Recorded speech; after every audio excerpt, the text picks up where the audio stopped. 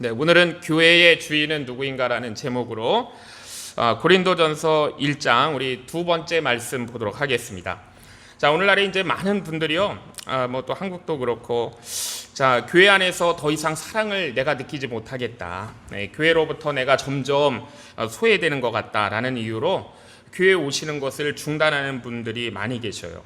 또한 또 교회 안에서 목회자와 또 장로 사이에 싸움도 하고, 또 교인들끼리 서로 생각과 입장이 달라서 분쟁하는 모습도 많이 봅니다. 자, 이런 모습을 보면서 제가 느끼는 것들이 과연 우리가 정말 예수님의 사랑을 경험하고 우리가 은혜를 받은 사람들이 맞는가라는 의문을 제가 가질 때가 있어요. 자, 그런데 안타깝게도 이것들이 바로 이제 교회, 이런 모습들이 교회가 가지고 있는 그런 인간적인 모습입니다. 자, 우리 교회는요, 이 교회들은 두 가지 본성을 가지고 있어요. 하나는 우리가 사람의 눈으로는 볼 수 없는 신적인 본성이 교회에 있습니다. 자, 우리 성도들이 이렇게 함께 모여서 하나님을 예배하는 가운데 우리가 하나님을 만나고 또 말씀과 성령을 통해 은혜를 받는 것, 이것이 교회의 하나의 본성, 이 신적인 본성이에요. 자, 그런데 교회에는 또 하나의 본성이 있습니다. 그게 뭐냐면 교회는 인간적인 본성이 있어요. 자, 교회는 우리가 온전하고 완전히 변화된 사람들이 아니기 때문에 서로 생각이 다르고 가치관도 다르고 경험도 다른 사람들이 이렇게 모여있는 공동체예요. 그래서 교회의 여러 직분자가 자신의 은사를 따라 개성에 따라 열심히 봉사하기도 하지만은 때로는 자기 생각을 앞세워서 교회를 비판하기도 하고 서로 다투기도 하고 심지어 분열하기도 합니다. 자, 신앙생활하면서 가장 이해하기 어려운 것 중에 하나는 뭐냐면 하나님께서 정말 이 인간의 영혼을 구원하는 너무나 중요하고 이 거룩한 일을 왜 천사에게 맡기지 않으시고 이렇게 연약한 인간에게 맡기셨느냐라는 것이 참 이해하기 어려운 일이에요. 복음을 전하고 이 한 영혼을 구원하는 일이 너무 중요하잖아요. 너무나 중대한 일이라면은 차라리 천사를 보내가지고 감당하게 하시면 더 정확하고 안전하게 할 것 같아요. 자, 천사가 복음을 전한다 그러면은 불평을 하겠어요? 실수를 하겠어요? 서로 다투겠어요? 분열도 하지 않겠죠. 자, 그러나 하나님께서는 아직 부족한 것이 많고 또 인격적으로도 성숙하지 못한 우리들에게 자, 이 일을 맡기셨다는 것이 참 아이러니한 것입니다. 자, 그래서 교회 안에는 이렇게 오늘 말씀에서 보는 것처럼 여러 모순과 문제점들이 나타나게 되는 것이죠. 예를 들어서 천사가 복음을 전한다고 하면은요, 하나님 말씀에 결코 자기 생각을 섞지 않을 거예요. 그리고 하나님 말씀으로부터 또 어떤 것을 떼어내지도 않고 온전하게 전할 것 같아요. 자, 교회 일을 하면서 어떤 불만을 품지도 않을 것 같고 자기 주장을 부리면서 막 고집하지도 않을 거예요. 자, 누군가 그 말씀에 반대하려 한다 그러면 자, 이것은 하나님께서 천사를 통해 명령하신 말씀이잖아 라고 딱 하면 아무도 반박하지 못할 것 같아요. 자, 그러나 사람이 복음을 전하면서 심각한 문제들이 생길 수가 있는 것이죠. 하나님의 말씀이 우리 인간의 생각에 의해 이게 왜곡되기도 하고요. 이 복음의 본질이 막 흐려지기도 해요.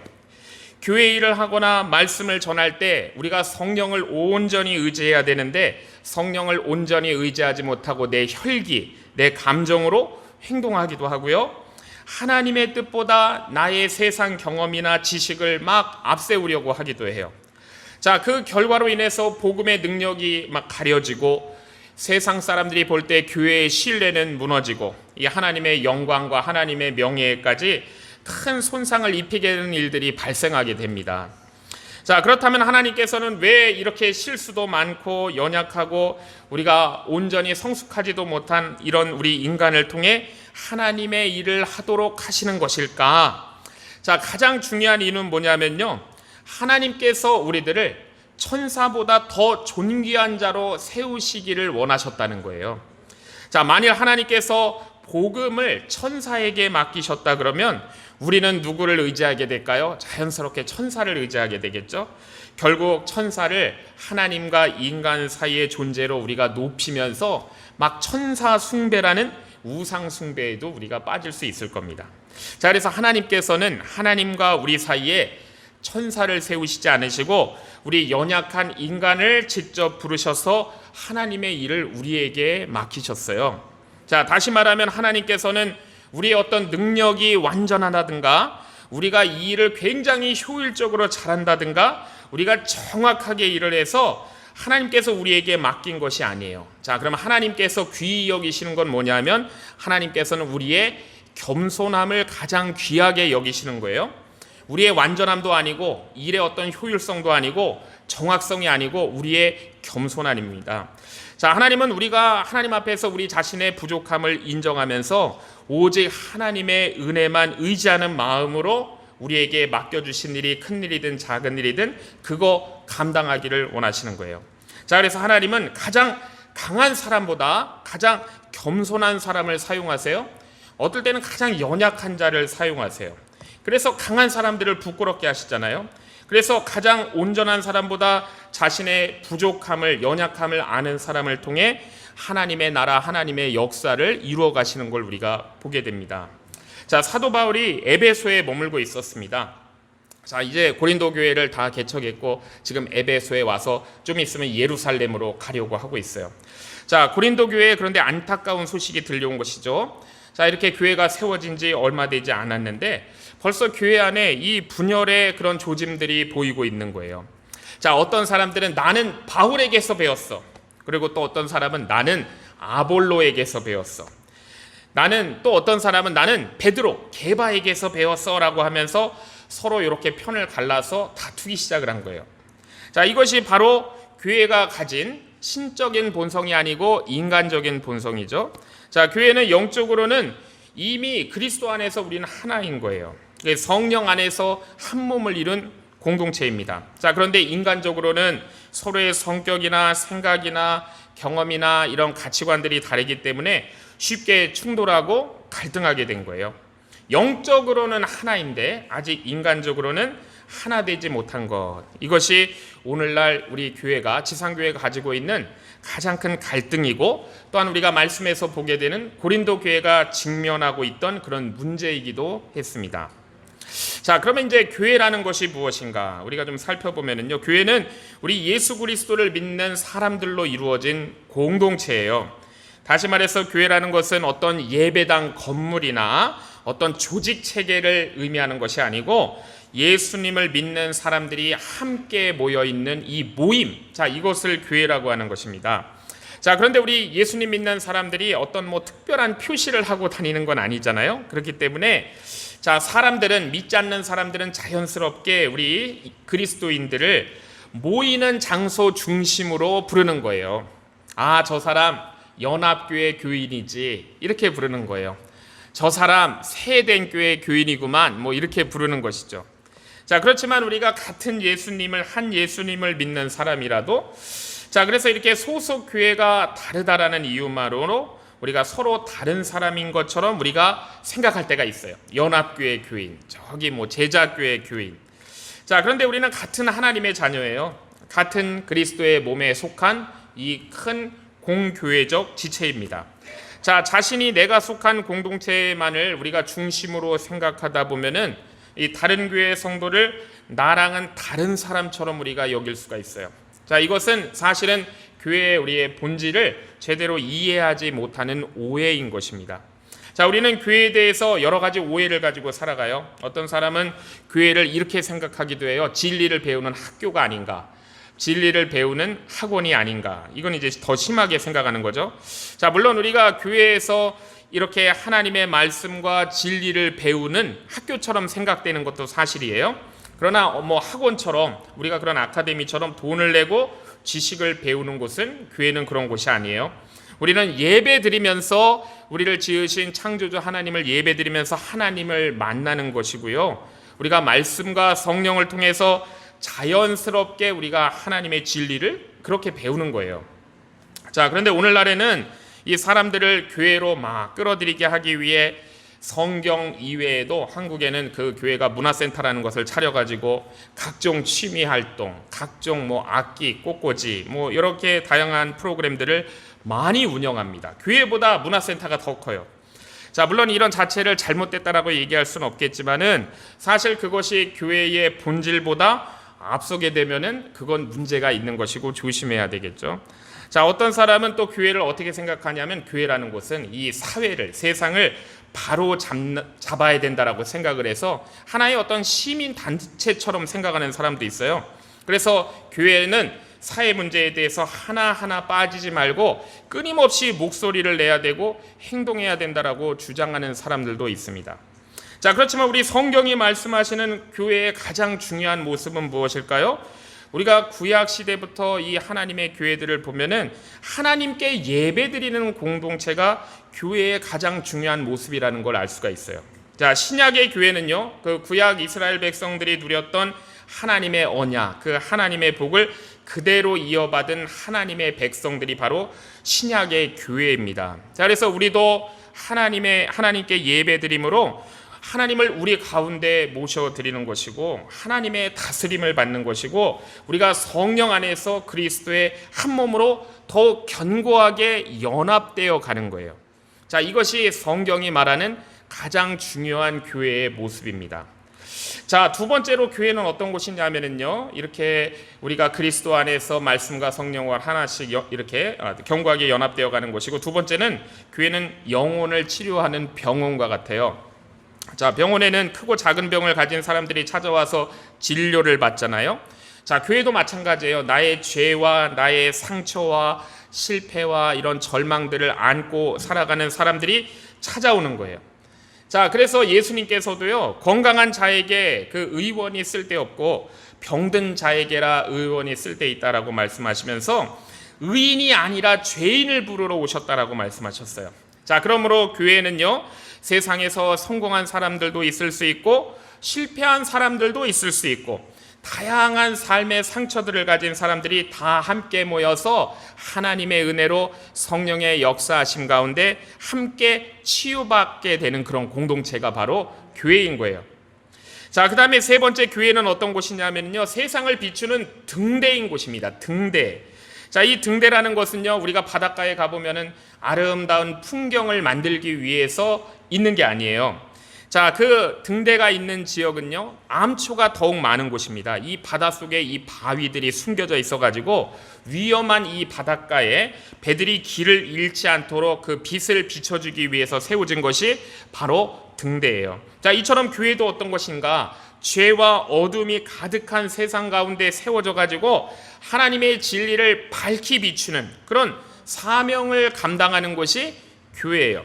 자, 그렇기 때문에 교회가 빛을 잃어버리면 세상은 더 어두워질 수밖에 없는 것이고, 교회가 진리의 빛을 잘 환히 비추게 되면은 많은 영혼들이 멸망의 길에서 돌이켜 생명의 길로 돌아올 수가 있게 되는 것입니다. 자, 그래서 교회는 세상을 비추는 등대인 거예요. 자, 그러나 교회에는요, 이렇게 사람들이 눈으로 볼 수 없는 더 중요한 그런 영적인 요소가 있습니다. 자, 무엇보다 교회는 성령이 거하시는 성령의 전이에요. 성령의 전. 자, 예수님 믿는 사람들이 함께 모여서 이렇게 예배드리고 한 마음으로 하나님을 부르고 찾을 때 성령께서 우리의 모임 가운데, 교회 가운데 충만하게 임하시는 거예요. 자, 그래서 우리는 주시는 말씀을 통해 나의 죄를 깨닫고 또 죄 사함을 받고 성령의 능력으로 우리가 새 힘을 얻게 되는 곳입니다.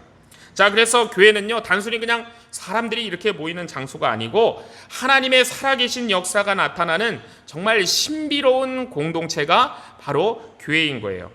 자, 물론 우리가 혼자서도 어디서든 성경 읽고 기도하면서 하나님의 은혜를 우리가 경험할 수도 있습니다. 자, 그러나 우리 성도들이 함께 모여 예배드리면 하나님께서 훨씬 더 크고 풍성한 은혜를 부어주신다는 것을 우리 초대교회 모습을 통해 볼 수 있잖아요. 말씀의 감동, 성령의 역사, 믿음의 회복, 기도의 능력, 자, 이것이 함께 모인 공동체 가운데 더 강력하게 나타나게 되는 거예요. 자, 이것이 교회가 가진 또 놀라운 영적인 축복입니다. 자, 또한 교회는요, 이 세상에서 이 장자, 마다들 같은 사명을 감당하는 곳이에요. 자, 교회, 우리가 구약 성경 보면은 그 장자의 계보를 따라 이 가정을 통하여 하나님의 복이 그대로 이렇게 내려온 것처럼 하나님께서는 오늘날 이 교회를 통해서 한 사회를 살리시고 하나님의 복을 베풀어 주시는 거예요. 교회가 살아있고요, 그 다음에 그 맡겨진 사명을 잘 감당하면 우리가 속한 이 사회에도 하나님의 은혜와 평안이 임하는 것입니다. 자, 그런데 교회가 빛을 잃어버리고 영적으로 침체되어 버리면은요, 세상도 더 어두워지고 우리도 함께 거기서 무너지고 마는 거예요. 자, 우리 그리스도인은 교회를 통해 하나님의 말씀을 듣고 배우고 성령의 은혜를 함께 나누고 누리고 이 천국의 축복과 은사를 미리 맛보는 곳이 그러니까 또 교회입니다. 다시 말하면 우리가 나중에 저 하나님 앞에 하나님 나라 천국에 들어간 후에만 천국을 경험하는 것이 아니고, 자, 이미 우리에게 주신 이 공동체 교회를 통해서 이 땅에서 천국의 그 맛을 볼 수 있도록 해주신 곳이 바로 교회예요. 자, 또한 교회는 끊임없이 이 선교의 사명, 전도의 사명을 감당해야 돼요. 선교사를 우리가 섬기고 파송하고 전도자를 보내고 새로운 교회를 세워나가며 복음을 전해야 되는 사명이 우리에게 맡겨진 것입니다. 자, 만일 교회가 이 사명을 잊어버려서 말씀이 세상 가운데 사라지게 된다거나 성령의 역사가 끊어지게 된다 그러면 세상이 썩기 전에 교회가 먼저 썩게 되는 거예요. 자, 생선은 머리부터 썩는다 그러잖아요. 자, 교회가 진리를 잃어버리면 교회는 세상보다 더 도덕적으로 먼저 타락할 수 있습니다. 그러니까 목회자뿐만이 아니라 성도들도 세상 사람들의 비난받는 모습을 우리가 오늘날 보게 되는 거예요. 머리가 먼저 썩은 것이죠. 자, 그러므로 교회는요, 언제나 복음을 전하는 곳이어야 돼요. 진리를 지키는 사명을 끝까지 감당해야 되는 곳이 교회인 것입니다. 자, 그러면은요, 사도 바울이 이제 에베소에 이렇게 머물고 있는데 고린도 교회 안에서 분열이 일어났다고 소식이 들려왔어요. 자, 어떻게 보면은 이것은 고린도 교인들의 순수함 때문에 생긴 문제이기도 한 것 같아요. 자, 당시 교인들은 사도라든지 이 목회자를 통해서 하나님 말씀을 배우고 나서 이 말씀이 가장 바르고 온전한 가르침이다라고 그대로 믿었어요. 자, 그만큼 말씀을 귀하게 여기는 사람들이었고 자신들의 그 배운 신앙을 너무나 소중하게 생각했던 거예요. 자, 그런데 그 순수함이 더 성숙하지 못하니까 어떤 일이 일어났냐면 결국 그것이 분열의 원인이 되고 만 거예요. 그래서 11절에서 12절 말씀 한번 보겠습니다. 내 형제들아, 글로의 집 편으로서 너희에게 대한 말이 내게 들리니 곧 너희 가운데 분쟁이 있다는 것이라. 이는 다름이 아니라 너희가 각각 이르되 나는 바울에게, 나는 아볼로에게, 나는 게바에게, 나는 그리스도에게 속한 자라 하는 것이니 라고 했습니다. 자, 여기 보면 이제 글로에라는 사람이 등장하잖아요. 많은 종과 하인을 거린 굉장히 상당한 재산을 가진 부자인 것으로 생각이 돼요. 자, 그가 자기 집 사람들에게 복음을 전해가지고요, 온 집안이 함께 예수님 믿는 신앙 공동체를 이루었어요.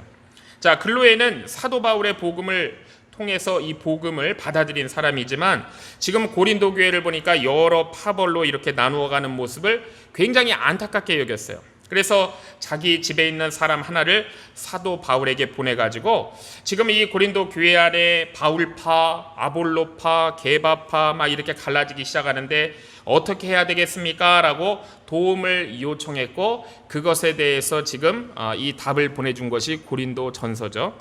자, 이 사건을 통해서 우리는 이제 한 가지 사실을 알 수 있어요. 이 고린도 교회는 처음에는 사도 바울이 복음을 전해서 세워진 곳이지만 그 후에는 여러 다른 하나님의 종들이 찾아와서 말씀을 전했고 계속 부흥한 교회구나라는 것을 알 수가 있어요. 자, 그런데 문제는 뭐냐면 이 고린도 교회 안에서 말씀의 역사가 계속 일어나는 건 좋지만 말씀을 전하는 그 종들의 은사와 강조점이 서로 다르다는 데에 이제 문제가 있었던 거예요. 자, 교인들은 자신들에게 말씀을 가르쳐준 하나님의 종을 너무나 존경한 나머지 그 종만 가장 훌륭하다고 생각하기 시작을 한 거예요. 같은 사람에게 배운 사람들끼리 자연스럽게 또 가까워지면서 다른 사람한테 배운 사람들은 점점 멀리하게 된 거예요. 자, 그러다가 어느 순간에 당신 배운 것은 부족해. 나는 당신보다 더 훌륭한 하나님의 종한테 배운 사람이야. 이러면서 서로 다투고 미워하는 일까지 생기게 된 거예요. 자, 이걸 쉽게 정리하면요, 아이들이 함께 놀다가 자기 동생들이 더 예쁘다라고 자랑하는 거랑 똑같아요. 한 아이가 자, 우리 동생이 세상에서 제일 예뻐, 우리 아기가 제일 예뻐 라고 하니까 다른 친구 아기가 또 아니지, 내 동생이 더 예쁘지 라고 말합니다. 그러니까 내 동생은 너무 많이 울잖아. 그러니까 이 동생이 화가 나서 내 동생은 얼굴이 호박 같잖아 이렇게 얘기한 거예요. 자, 이러니까 처음에는 이렇게 가벼운 말다툼으로 시작했는데 어떻게 된 거예요? 이 싸움이 이제 막 주먹 다짐으로 나가게 된 거죠. 자, 그러니까 사실 어느 집 아이나 정말 부모님이 볼 때는 다 귀하고 다 예쁜 아기잖아요.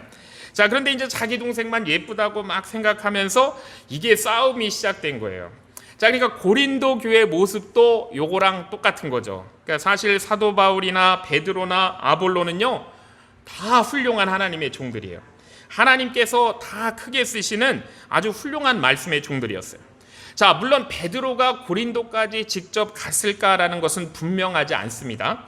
자, 그렇지만은 그가 어떤 사람이에요? 예수님을 직접 따라다닌 사람이고 정말 예수님의 수제자고 산상수훈을 직접 들었고 변화산 사건을 비롯 그 증인이고 정말 예수님의 사역을 눈으로 다 직접 목격하고 들은 증인이 베드로잖아요. 한편 아볼로는 어떤 사람이냐 하면요, 이 구약 성경에 굉장한 박사예요. 아주 조예가 깊은 사람입니다. 자, 그래서 하나님의 말씀을 전할 때 그가 이 구약 성경에 이 깊은 샘을 파가지고 거기서 이 예수님의 말씀과 진리를 함께 끌어내면은요, 이 설교가 얼마나 풍성하고 사람들을 감동시켰는지 몰라요. 그냥 그 자리에서 은혜 받게 만드는 사람이 아볼로였어요. 그리고 이 사도 바울은요, 또 이 구원의 진리를 누구보다 깊이 깨닫게 해준 사람이고 하나님께서 체계적으로 말씀을 진리를 잘 가르칠 수 있는 탁월한 복음의 사도잖아요. 자, 고린도 교인이 베드로나 그가 보낸 제자였을지도 모르지만 아볼로라든지 사도 바울의 가르침을 받았다는 것은 정말 당대의 유명한 이 하나님의 가장 귀한 종들의 가르침을 받았다는 것은 정말 귀한 하나님의 말씀을 받은 그들의 축복이거든요. 자, 그런데 이 고린도 교인들이 너무 순진해서 자기에게 말씀을 가르친 종만 최고라고 생각하고 다른 사람들의 가르침을 별로 중요하게 생각하지 않았다는 점이죠. 게바에게 배운 사람은 사도 바울이나 아볼로에게 배운 사람을 자기보다 못하다게 여겼고 사도 바울에게 배운 사람은 게바나 아볼로에게 배운 사람들이 나보다 못하구나라고 여긴 거예요. 자, 그렇다 보니까 그들이 함께 모인 자리에서도 서로 별로 어울리지 않겠죠. 때로는 심한 논쟁을 벌이고 다퉜던 거예요. 자, 결국 이 세 사람 모두 하나님께 귀하게 쓰임받는 귀한 종들이었지만 고린도 교인들은 말씀보다 말씀을 전한 사람들을 더 앞세웠고 그 결과 존경이 우상이 된 거예요. 존경이 우상화되었고 존경이 이 파벌이 되어버렸고 교회 안에 분열이 일어나게 된 것입니다. 자, 이런 모습은 사실 이 고린도 교인들이 악하다기보다는 어떻게 보면은 순수함에서 비롯되었다라고 얘기할 수 있어요. 자신들이 배운 말씀과 가르침에 대한 자부심이 너무나 큰 것이죠. 자, 그렇지만 아무리 동기가 순수하다 할지라도 그 결과가 다툼과 분열이었다면은요, 그것은 그들의 신앙이 아직 성숙하지 못했다라는 것을 증거하고 있는 거예요. 자, 그래서 사도 바울은 그들에게 무엇보다 바른 교회관이 무엇인지, 바른 그런 지도자관을 그들에게 가르쳐 줄 필요가 있었던 거예요. 자, 여기서 사도 바울은 매우 중요한 교훈을 오늘 본문에 전하고 있습니다. 그것은 말씀을 가르치는 사람은 어디까지나 주님께서 보낸 종일 뿐이라는 거예요. 교회의 중심은 누가 돼야 되는가? 예수 그리스도라는 사실을 밝히고 있어요. 자, 13절에 이렇게 말씀합니다. 그리스도께서 어찌 나뉘었느뇨? 바울이 너희를 위하여 십자가에 못 박혔으며 바울의 이름으로 너희가 침례를 받았느뇨? 라고 지금 얘기하고 있는 거예요. 그러니까 사도 바울은 교회의 주인은 내가 아니고 예수님이시다라고 분명히 말하고 있는 거예요. 말씀을 전하는 사람은 모두 주님께서 맡겨주신 일을 그냥 감당하는 종일 뿐인 거예요. 큰 기업을 보면은 임원들도 여러 명이 있고 사장들도 여러 명 있지만 회장은 한 사람인 것처럼 교회의 머리와 주인은 오직 예수 그리스도 한 분뿐이시라는 거예요. 자, 그래서 바울은 그리스도께서 어찌 나뉘었느냐라고 묻고 있는 것입니다. 그리스도는 한 분이시는데 어떻게 교회가 사람을 따라 여러 갈래로 나뉠 수 있느냐라고 말씀하는 거예요.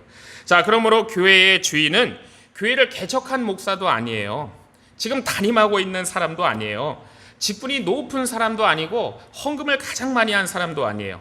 자, 교회의 주인은 오직 우리를 위해 십자가에 못 박히신 예수 그리스도만이 교회의 주인이라는 것입니다. 십자가에 못 박히신 예수 그리스도만이 교회의 주인이세요. 그렇기 때문에 자, 교회 안에서 가장 큰 권위를 가지시는 분은요, 예수님 한 분뿐이에요. 만일 누군가가 교회에서 내가 큰 소리를 내고 싶다 그러면은요, 먼저 예수님처럼 자기 자신을 십자가에 못 박아야 돼요.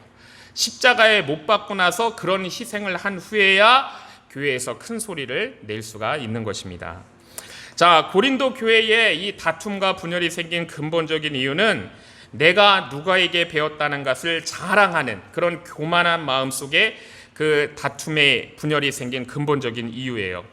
자, 다시 말씀드리면 처음에는 모두가 주님만을 바라봤어요. 처음에는. 자, 그런데 어느 순간 자신들도 모르는 사이에 사람을 바라보기 시작했어요. 자, 그만큼 주님으로부터 멀어졌다는 뜻이죠.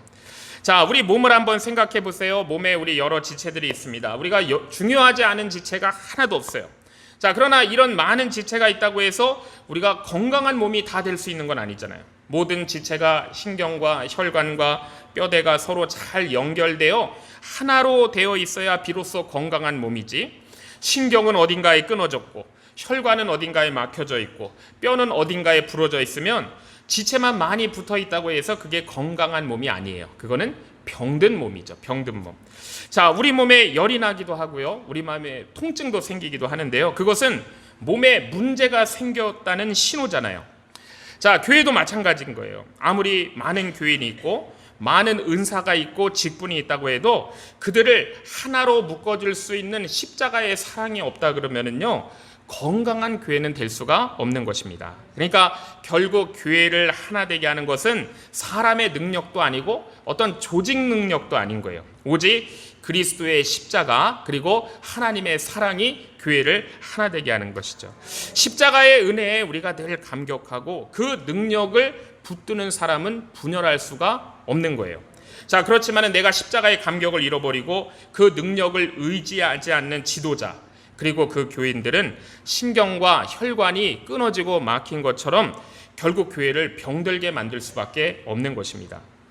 자, 사도 바울은요, 고린도에서 복음을 전해서 큰 부흥을 일으켰는데, 자, 그는 처음부터 고린도 교회를 세우면서 특별히 두 가지를 매우 조심했어요.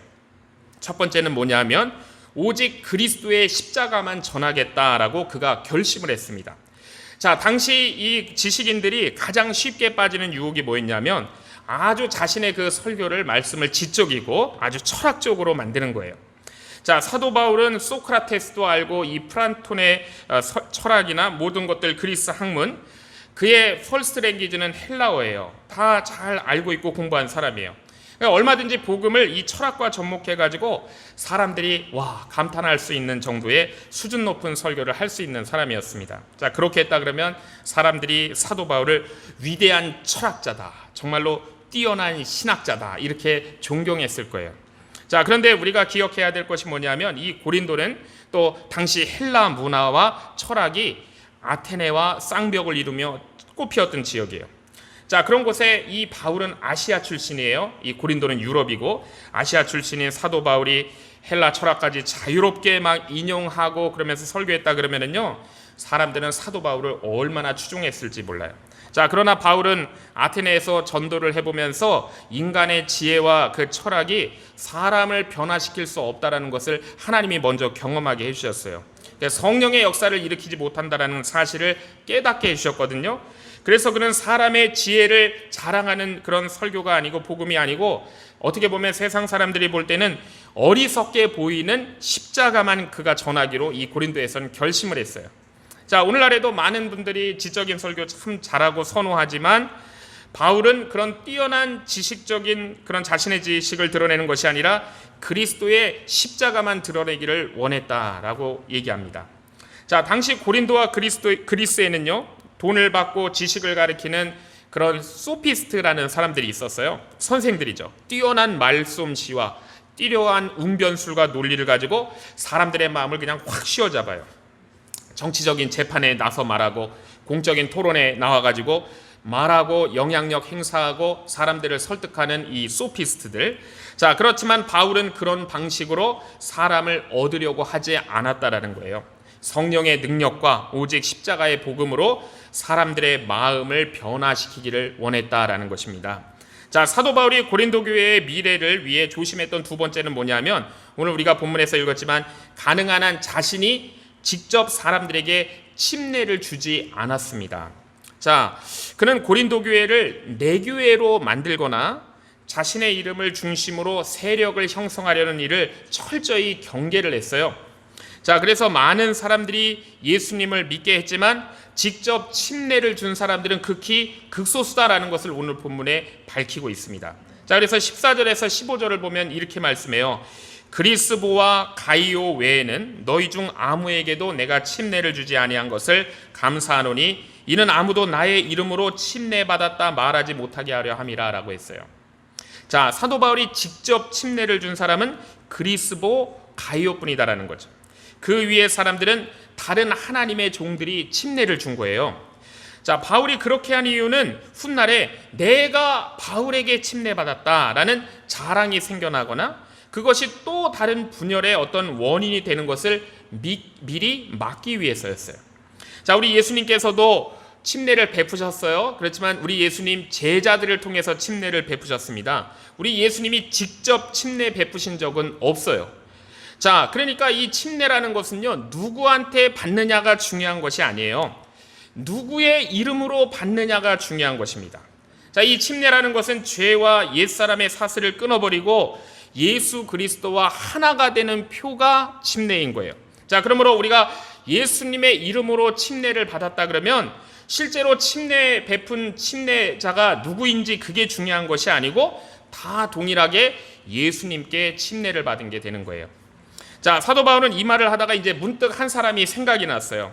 그런데 오늘 본문 보면은 그 내용을 고쳐서 다시 쓰는 것이 아니라 그냥 기억나는 대로 솔직하게 덧붙이는 걸 볼 수 있죠. 16절을 보면 내가 또한 스데바나 집 사람에게 침례를 주었고 그 외에는 다른 아무에게도 침례를 주었는지 알지 못하겠다라고 솔직하게 고백하고 있는 거예요.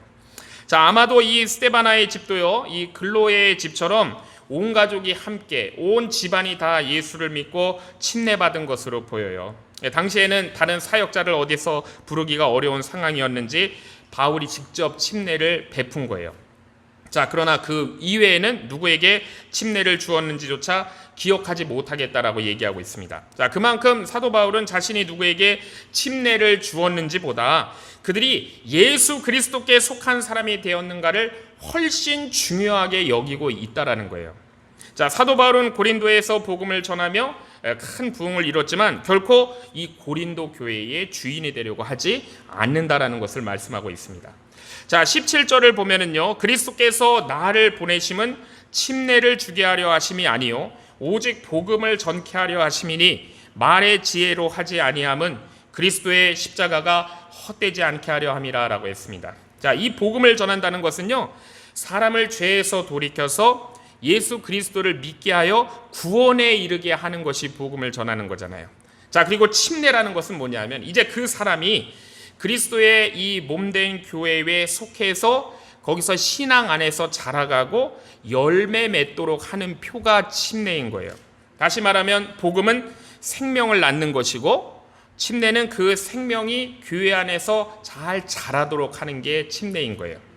자, 사도 바울은 여러 지역을 다니며 복음을 전하고 교회를 막 세웠습니다. 그런 뒤에 그곳에는 하나님의 종들을 세워가지고 거기를 목양하게 하는 것을 자신의 사명으로 지금 여기고 있다라고 말씀하고 있죠.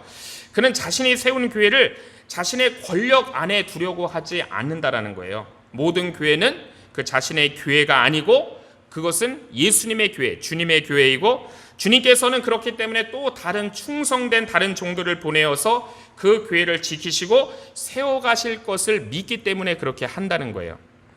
자, 교회를 사랑하는 것은요, 너무나 아름다운 일이에요.